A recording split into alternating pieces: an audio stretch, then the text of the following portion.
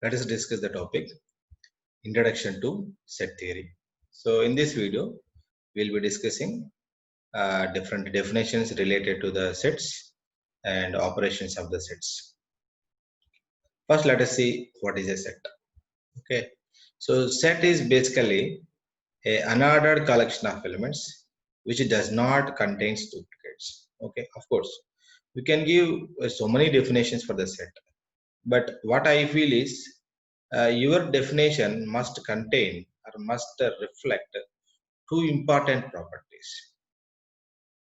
What are the two important properties? One is the elements in a set are unordered. So it is unordered collection of elements. That means the elements of the set are unordered. That means if set containing 1 comma 2 comma 3, even if it is same, if I write it as 2 comma 1 comma 3, okay, that is unordered collection. And second one is set does not allow duplicates. So in our set definition, these two properties must reflect. Then only I feel our definition for the set is complete. Okay. So set is a collection of objects or it is a collection of elements. Okay, but with the two properties. What are they? It is unordered collection, and the second one is it doesn't allow the duplicates. Something like we don't write something like 1 comma 2 comma 2 comma 3. Okay, so we take only so then next terminology is set inclusion. Set inclusion or set inclusion nothing but subset relation.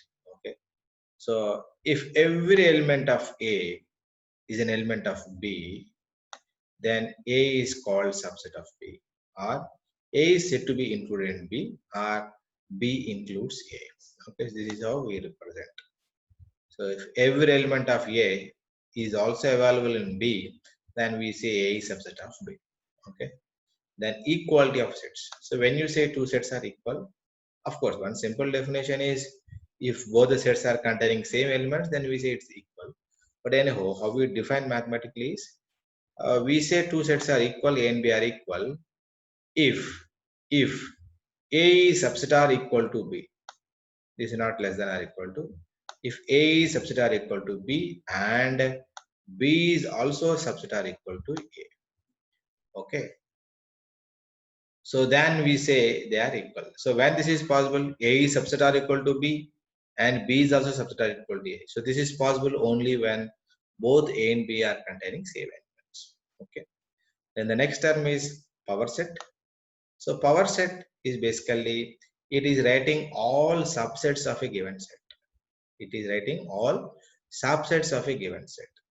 Okay. So and of course there are many representations to write it. We write if A is a given set, power set we write as P of A.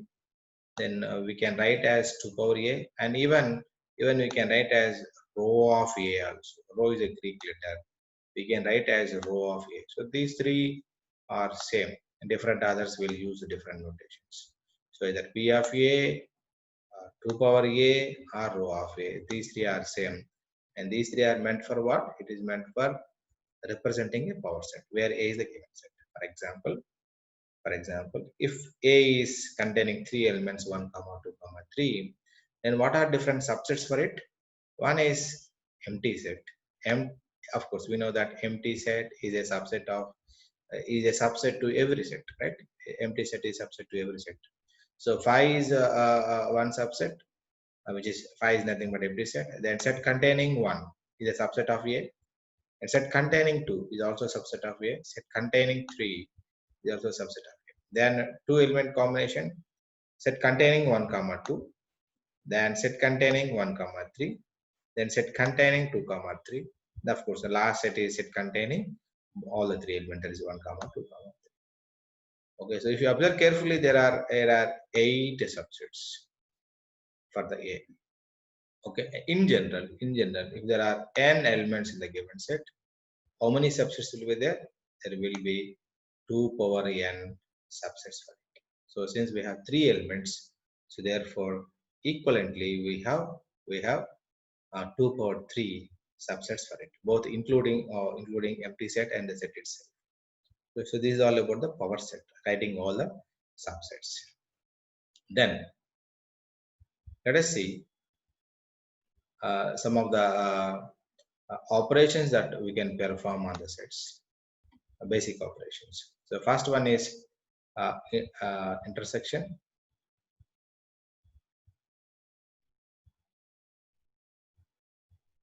Yeah, intersection A intersection B. So what is the meaning of A intersection B? So it contains elements of the form X such that X belongs to A and X belongs to B also.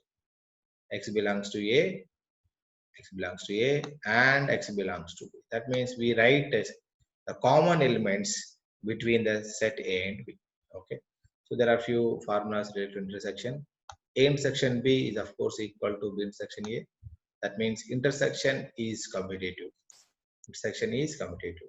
Then A intersection A is of course equivalent to A. Then any set A intersection with the phi, where phi is empty set, is always you get as a phi. Okay. And there is another term called disjoint sets. So when you say two sets are disjoint, so we say two sets A and B are disjoint if A intersection B equal to phi.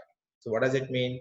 If there is no common element between this A and B, then we say A and B are disjoint. Then next operation is union, A union B, where A and B are two sets. So it is defined as it contains elements of the form X such that X belongs to A or X belongs to B. So here it is N, intersection is N. That means it must be in A, it must be in B, then only we take that under intersection. So union means it can be in either A or it can be in B, or of course it can be in both also. Still we keep in union. Okay. A union B of course is equivalent to B union A, which means union is also commutative. And any set A, when you take union with the empty set, we get the set as it is, A as it is, and A union A is equivalent to A. Okay. Then the next operation is complement. The complement, there are basically two types of complements. One is relative complement, and the second one is absolute complement. So relative complement is complement of a set with respect to another set. That is called relative complement. Then the absolute complement means it is a complement of a set with respect to the universal set. Universal set normally we represent with the mu. Okay, mu. It is also a Greek letter. Mu or even we can use this u also for the universal set. Okay. So relative complement means it is complement of a set with respect to another set. Absolute complement means it is complement of a set with respect to universal set. So therefore, suppose if A and B are two sets, then if you want to compute A minus B, then this comes under relative complement. A is a set, B is a set. So A minus B is in a relative complement. Okay. Then what does it mean? It means A minus B contains elements of the form X such that X belongs to A and X does not belongs to B. Okay. Anyhow, does not belongs to B, straight away we can write something like this also. This is a symbol for does not belongs to. Okay. Then absolute complement, let's say A is any set, then what do you mean by A complement? So A complement is nothing but mu minus A, which means it contains elements of the form X such that X belongs to mu and X does not belongs to. So this is absolute complement. And the next operation is symmetric difference. Symmetric difference of two sets A and B is defined as we represent as A plus B, which is equal to A minus B union B minus A, or A union B minus A intersection B. That means if this is set A and this is set B, okay, so it is A minus B. So this is the area of A minus B, right? And this is the area of B minus A. Assume this is our set A and this is set B. So this area is A minus B and this area is B minus A. So that means, telling in other words, it is altogether A union B, but in that we don't include intersection part. Intersection part we are. So this we call as symmetric difference. Okay. Now let us take one example so that let us see how we can compute intersection, union, all these things. Okay. So let's quickly take an example. So here I'm taking a universal set mu as a mu as 1 2 3 and so on up to there 10, right? 1 2 3 so on up to 10, and A is containing elements 1 2 3 4 and B is 3 4 5 6 7. Okay, now suppose if I want to compute A intersection B, so as per the earlier definition, it is elements which are there in the A and B. So what are the common elements? So if you observe carefully, B 3 is there in the both A and B. So therefore 3 will be there in intersection. And again 4 also is there in the both the sets. Therefore 4 also comes here. Anyhow, why A is not coming? Why 1 is not coming? Why? Because 1 is there in the A, but 1 is not there in the B. So therefore we don't pick up 1 in the intersection. So intersection means we pick up if that element exists in the both the sets. Okay. Then let us see A union B. Union B means it can be in a set A or it can be in B. So therefore set A we have 1 2 3 4 I have taken as it is, and set B we have 3 4 5 6 7. But anyhow 3 4 we already considered, and we know that the property of a set does not allow the duplicates. So if we are already listed 3 comma 4, so we need not take it again. Why? Because set does not allow the duplicates. So therefore remaining elements of the B are 5 6 7. So we are taken here. Why? Because 3 4 is already listed here. So altogether this is A union B. Okay, now coming to complement, let us take A minus B. So A minus B, we know that it is elements of the elements containing A but not in the B. So what are the elements which are there in the A but not in the B? So 1 and 2. So 1 and 2 are the elements which are there in the A but not in the B. Okay, why we are not taken 3? 3 though it is there in the A, but 3 is there in the B also. Therefore we did not list it. Okay, similarly 4 also is there in the A, but why we are not listed in the A minus B? Because it is elements of the A, there is no doubt, but it should not be there in the B. So therefore we are taken 1 comma. Now absolute complement example, let's say I want to compute A complement. So A complement is nothing but mu minus A. That means elements belongs to mu but does not belongs to A. That means you take all the elements of the mu, that is 1 to 10, but if some of the elements are there in the A, you please don't consider. So out of this 1 to 10, what are the elements of the A? It is 1 2 3 4. So therefore except this 1 2 3 4, you take all the elements of the mu. That is A complement. So therefore except 1 2 3 4, what are the remaining elements? Means it is starting from 5 6 7 8 9 10.